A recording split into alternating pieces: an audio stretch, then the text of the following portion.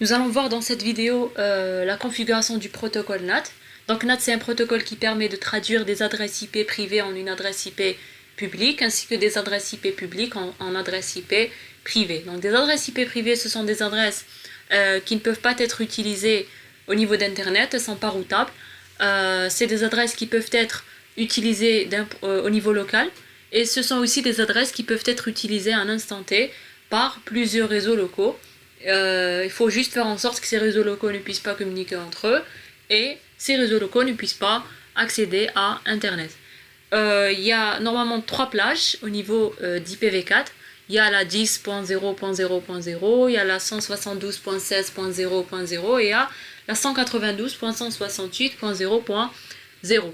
Donc cette façon de faire, c'est-à-dire la traduction d'adresses IP privées en public et cette utilisation d'adresses IP privées, un des avantages de cette façon de faire, c'est de limiter, de faire en sorte de gagner en temps quant à la limitation d'IPv4. Donc dès que IPv4 a commencé à être limité, c'est-à-dire que les adresses IP commençaient à manquer, on a essayé de contrecarrer ce problème. Donc il y avait déjà le sous-adressage, le VLSM, CIDR, etc. Il y a aussi NAT qui a permis de faire en sorte de ralentir cette limitation d'adresse IPv4. Néanmoins, IPv4 est arrivé à saturation de manière officielle en 2011-2012 et donc on n'a pas pu contrecarrer ce problème. Néanmoins, NAT c'est aussi un moyen qui permet de garantir une certaine confidentialité, c'est-à-dire que c'est un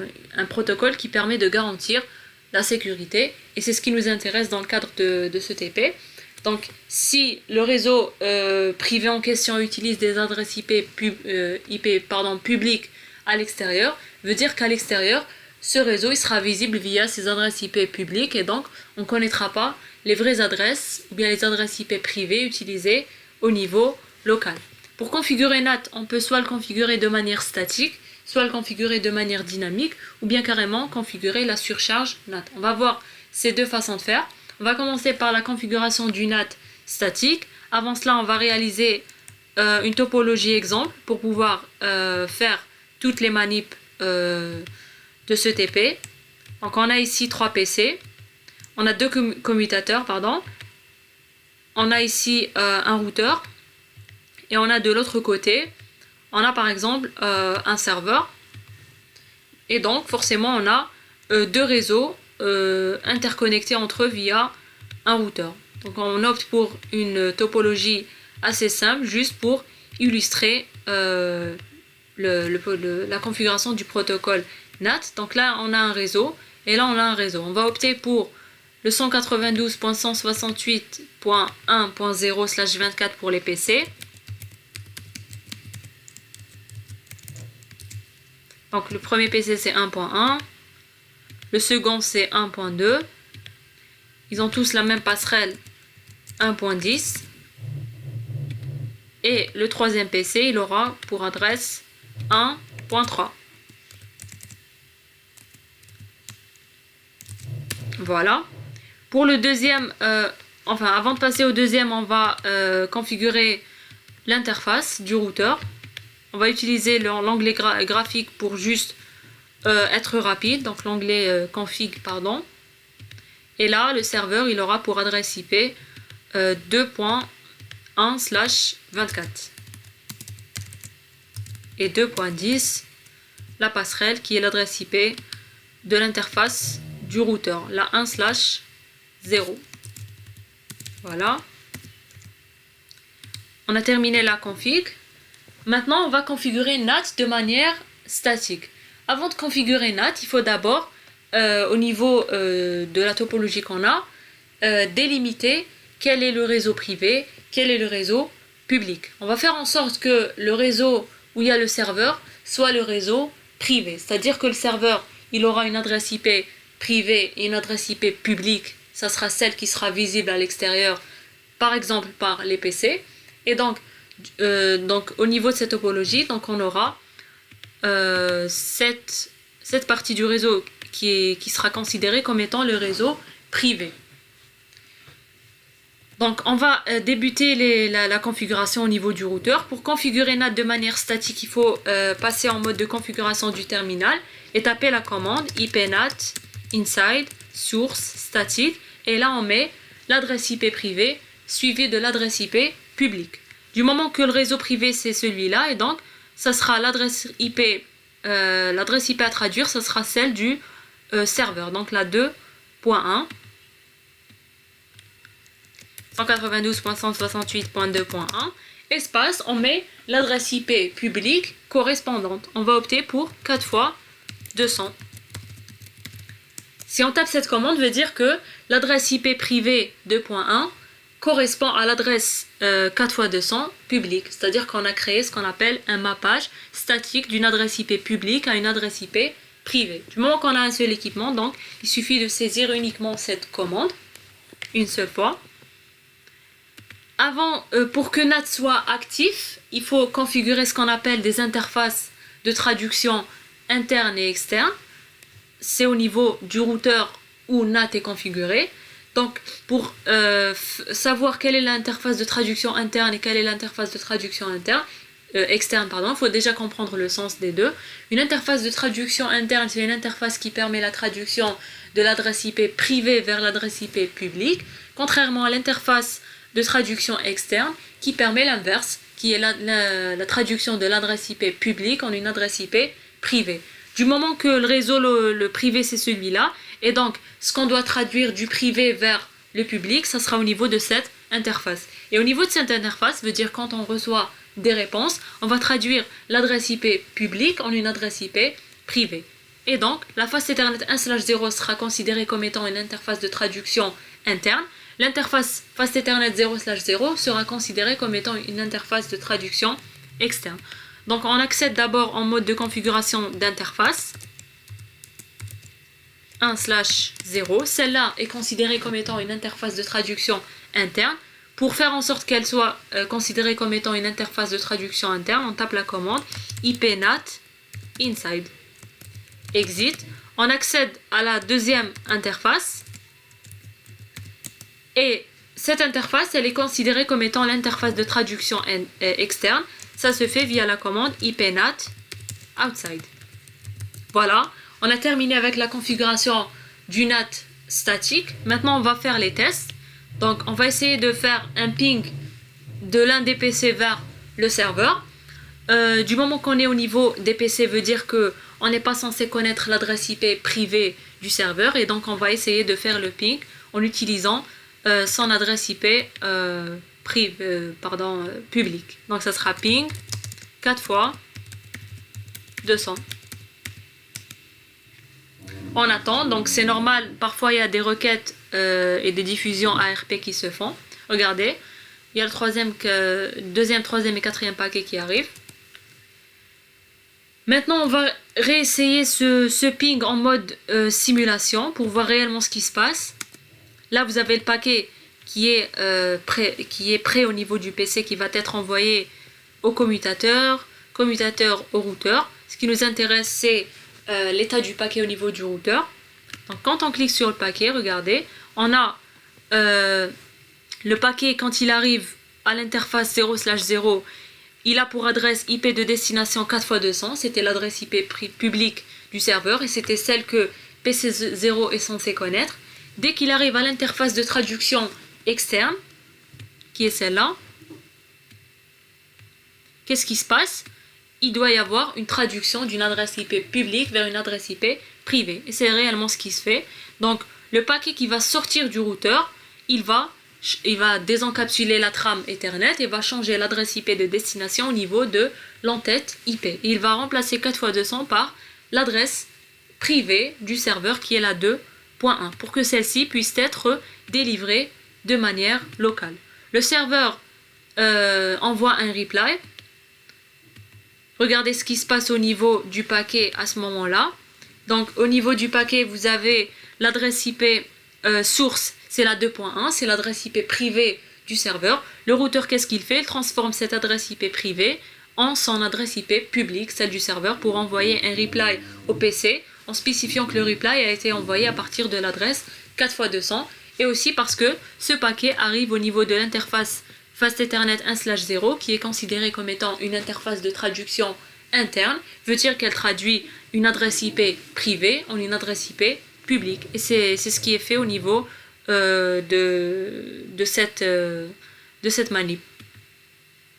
Voilà. Donc là, on a configuré le NAT statique. Un des inconvénients du NAT statique, c'est une configuration qui est assez fastidieuse. C'est-à-dire que si on avait un réseau qui était assez grand, si on avait ici beaucoup d'hôtes internes, beaucoup de serveurs, etc., on aurait à saisir la commande IPNAT inside source statique, adresse IP privée, adresse IP publique, autant de fois. Donc si on avait 200 équipements, on aurait à saisir cette commande 200 fois. Et on peut se tromper, etc. On peut parfois aussi modifier la topologie, enlever des hôtes, ajouter des hôtes, etc. C'est pour ça qu'il y a ce qu'on appelle le NAT dynamique. Le NAT dynamique, on ne va pas configurer de manière statique adresse privée correspond à quelle adresse publique, mais on va travailler avec ce qu'on appelle des plages. Donc on va créer un pool NAT d'adresse IP publique et on va créer une plage d'adresse IP privée. Et on va relier ces deux-là. Donc on va faire cette seconde manipulation. On va d'abord supprimer la commande concernant la configuration du NAT statique, celle-là. Voilà. Et aussi on va désactiver la traduction au niveau des interfaces. Fast Ethernet 1/0, no IP NAT inside. Même chose pour l'interface externe. Par rapport au serveur, bien sûr. No IP NAT outside. Voilà. Maintenant, on va faire en sorte, au niveau de cette deuxième manipulation, que ça soit le réseau des PC qui soit considéré comme étant le réseau interne. Donc celui-là. Donc maintenant, le réseau privé, c'est le réseau des PC. Veut dire que maintenant, les interfaces au niveau du routeur, elles vont changer de travail. Donc celle-là, auparavant, elle faisait la traduction interne. Maintenant, ça sera la 0/0 qui devrait être censée traduire du privé vers le public. Et ça sera l'interface 1/0 qui va faire la traduction inverse, qui est celle du public vers le privé. Donc, dès qu'on change la configuration donnée, c'est-à-dire que si maintenant c'est ce réseau-là qui est considéré comme étant un réseau privé, donc les interfaces de traduction au niveau du routeur, elles changent aussi. Bon, on va les configurer ultérieurement. On va d'abord configurer le NAT dynamique. Donc comme on a dit, on va créer un pool d'adresses IP publiques. Donc ça sera via la commande IPNAT pool. On donne un nom au pool. Donc ça sera les adresses IP publiques. On va le nommer SSI par exemple. Voilà. Et là on met la première adresse et la dernière adresse. Donc on a un réseau 192.168.1.0 à traduire, qui est celui-là. Donc vous avez le 1.0/24. Cela implique qu'il faudra créer un pool d'adresses IP au niveau du routeur pour les adresses IP publiques de même taille. Pourquoi? Parce que si par exemple on avait ici 254 machines qui communiquaient toutes en simultané, veut dire qu'on aura besoin de 254 adresses IP publiques pour faire en sorte que tous ces PC puissent sortir à l'extérieur. Et donc, comme règle, il faut toujours opter pour un pool dont la taille est égale à la taille du réseau privé. Donc on a un /24, veut dire qu'aussi on va opter pour un /24. On va opter pour la première adresse, on va saisir la première adresse. Donc la 3x200.1 jusqu'à la 3x200.254. Et on met le masque. 3x255.0. À cette étape-là, on a spécifié les adresses IP publiques. Ça sera ces adresses IP qui seront utilisées pour permettre aux hôtes privés locaux de sortir à l'extérieur. Maintenant, on va spécifier quelles sont les adresses IP privées à traduire. Pour pouvoir spécifier les adresses IP privées à traduire, il faudra créer ce qu'on appelle une ACL étendue. Donc ici, l'ACL, elle ne va pas jouer le rôle d'ACL comme on l'a vu au niveau du précédent TP. Donc ça ne sera pas proprement dit une liste de contrôle d'accès qui va interdire un flux ou bien permettre l'accès d'un flux, etc. Ça va juste jouer le rôle de, si on veut, regrouper les adresses IP privées à traduire. Donc on va créer l'ACL. Donc c'est comme on l'a vu la fois passée. IP Access List Extend, on va lui donner un nom, donc privé par exemple, parce qu'elle va contenir l'ensemble des adresses IP privées à traduire. Et là on met un permit IP, et là on met l'adresse IP du réseau privé. Donc 192.168.1.0 suivi du masque générique ou bien masque inverse. Et on met le ini. Voilà, c'est tout. Donc cette liste de contrôle d'accès, elle va servir à, si on veut, regrouper toutes les adresses IP privées à traduire en adresse IP publique. Elle va servir à les identifier. Donc IP Access List Extend, le nom de l'ACL, Permit IP, adresse IP du réseau privé, ini. Voilà. Maintenant, cela ne suffit pas. Il faudra faire en sorte de relier l'ACL créée, c'est-à-dire les adresses privées, aux adresses publiques correspondantes. Donc c'est via la commande IP nat inside source. Maintenant, au lieu de mettre le mot statique, on va mettre le mot-clé list. Et puis on spécifie le nom de l'ACL. Le nom de l'ACL, on a mis privé. Et là, on va spécifier le pool qu'on a créé qui contient la liste des adresses IP publiques à utiliser. Donc normalement, on a opté pour un pool dénommé, je pense, SSI si je me rappelle bien. Voilà, c'est SSI. Voilà.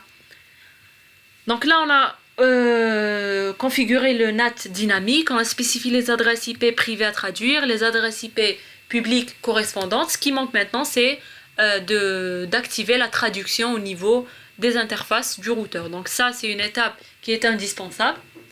Donc la face Internet 0/0 sera considérée comme étant une interface de traduction interne. Ce sera l'inverse de l'exemple précédent. Pourquoi? Parce qu'on a changé le réseau local, le réseau privé si on veut. 0/0 et là on met un IP NAT inside.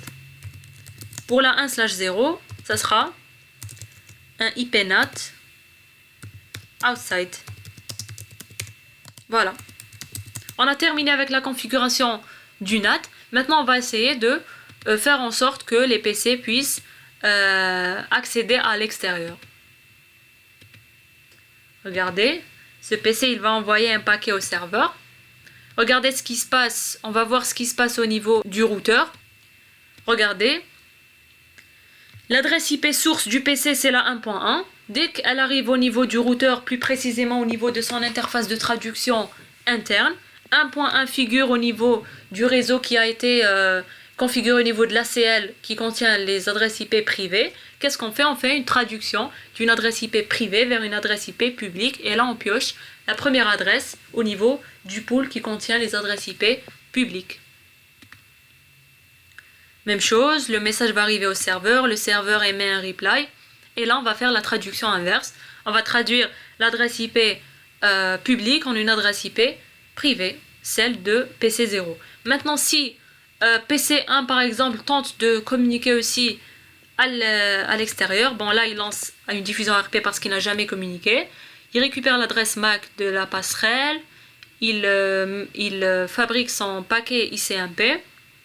Et regardez ce qui se passe. Son adresse IP privée, c'est la 1.2.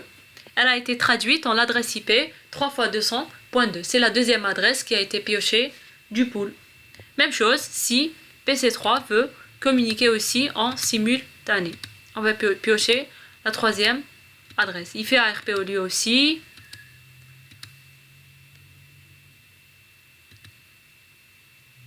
Et voilà, il a la troisième adresse. Donc 1.3 a été traduite en 3x200.3. Et c'est la troisième adresse qui a été piochée au niveau du pool d'adresse IP publique. Donc ce qu'on remarque, c'est que cette configuration, elle est plus facile à faire, contrairement à la configuration statique. Elle est moins fastidieuse, c'est-à-dire que si on voulait regarder, on peut faire en sorte qu'il y ait 254 équipements qui puissent communiquer de manière simultanée et toutes ces machines peuvent se voir attribuer une adresse IP publique unique. Si on devait le faire en statique, on aurait à saisir la commande IPNAT inside source statique adresse IP adresse publique 254 fois. Il y a une troisième façon de faire, c'est configurer ce qu'on appelle la surcharge NAT. Donc au lieu de que chaque PC ait une adresse IP publique unique, on va carrément opter pour une adresse IP publique unique pour tous les PC, et ça sera l'adresse IP de l'interface Fast Ethernet 1/0. Donc on va faire cette configuration aussi. Donc là il faut supprimer le pool, supprimer les interfaces, désactiver les interfaces de traduction, etc. On peut carrément, si on veut, opter pour un nouveau routeur.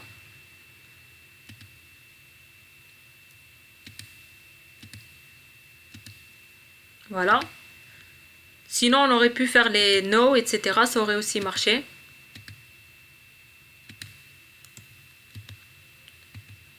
On reconfigure juste les adresses IP des interfaces de manière rapide. Donc on aura pour la 0/0 la 1.10. Voilà.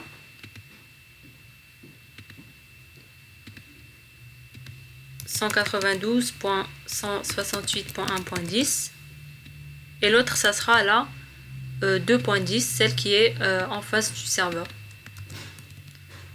2.10. Voilà.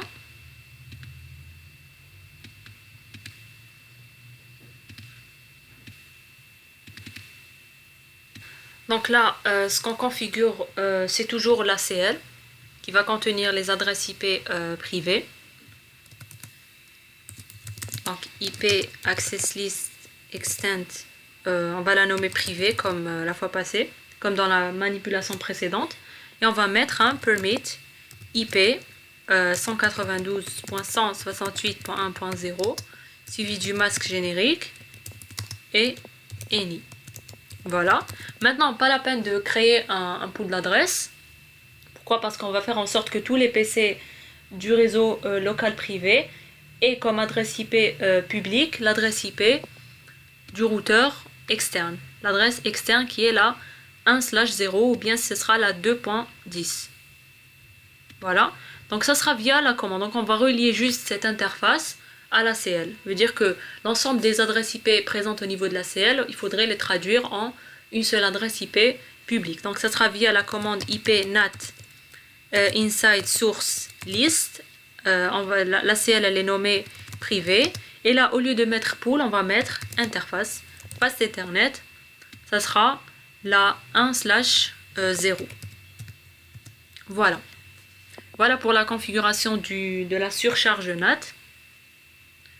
On va faire les tests.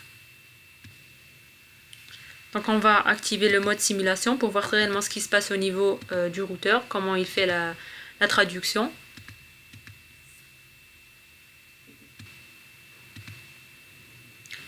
Alors, il n'a pas fait de traduction. Voilà, parce qu'on a oublié aussi de configurer les interfaces de traduction. Donc la 0/0 doit être considérée comme étant une interface de traduction interne. Donc IP NAT inside. Et la 1/0 doit être considérée comme étant une interface de traduction externe. IP NAT outside. Voilà, et normalement là on va réessayer, normalement ça devrait marcher. Donc on active le mode de simulation et on refait le ping. Regardez au niveau du routeur. Donc l'adresse IP privée, la 1.1, a été traduite en l'adresse IP 2.10. On va voir s'il y a une deuxième communication qui arrive. On ne termine pas la première par exemple, regardez. On va checker le message vert, celui de PC1. Regardez, même PC1, 1.2, son adresse IP publique a été traduite en 2.10. Même chose pour le troisième.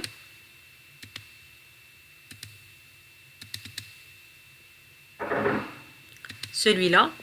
Donc 1.3 a été traduite aussi en adresse IP publique 2.10. Donc vous allez poser la question comment le routeur fait en sorte de différencier entre les différents paquets. Pourquoi? Regardez ici, il va recevoir des replies. Comment les replies, il va les envoyer au niveau des émetteurs respectifs. C'est-à-dire par exemple ici, comment ici il a traduit la 2.10 qui est l'adresse IP publique qui est commune à tous les PC en 1.2. Comment il a su que c'était le PC1 que c'était la réponse du PC1 par exemple. Donc cela se fait via l'ajout de ce qu'on appelle un numéro de port. Pour chaque PC qui sort à l'extérieur, il utilise la même adresse privée sauf qu'il utilise un numéro de port différent. Et c'est via ce numéro de port qu'ils peuvent, si on veut faire cette petite différence. On peut le voir si on